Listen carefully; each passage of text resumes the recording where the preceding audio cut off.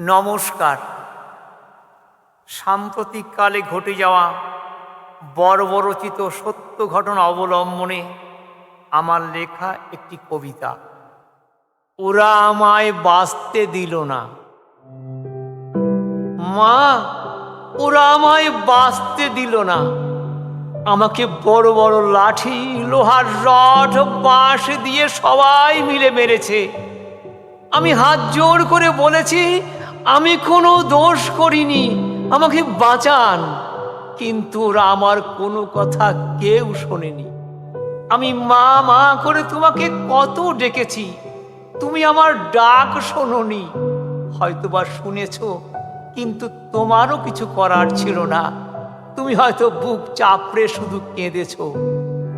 ওরা আমার জামা কাপড় খুলে উলঙ্গ করে আমার দুই পায়ে দড়ি বেঁধে পিছন দিক থেকে টেনে উল্লাস করতে করতে সারা শহর ঘুরিয়েছে। এরপর শহরের পাকা রাস্তার পাশে একটা বড় গাছে আমাকে ঝুলালো। তখনও আমার প্রাণ ছিল।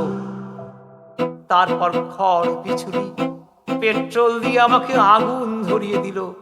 সে কি আগুন মা! ওরা আনন্দে উল্লাস করছে আর আমি দাউ দাউ করে জ্বলছি। আমি আগুনে পুড়ে ঝলসে নিচে পড়ে গেলাম।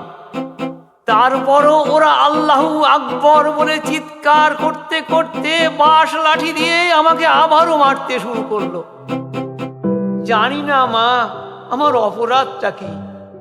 ওরা গুজব ছড়িয়ে দিল আমি নাকি ওদের ধর্মে আঘাত দিয়েছি, ওদের নবীকে অপমান করেছি। এসব মিথ্যা মা, সব মিথ্যা। আমি একটা গার্মেন্টস কোম্পানিতে কাজ করতাম। সেখানে ওদের স্বার্থে আঘাত লেগেছিল। আমি কোম্পানিটাকে বাঁচাতে চেয়েছিলাম। বিশ্বাস করো মা, আমি কোনো দোষ করিনি, তবু ওরা আমাকে বাঁচতে দিল না। নমস্কার।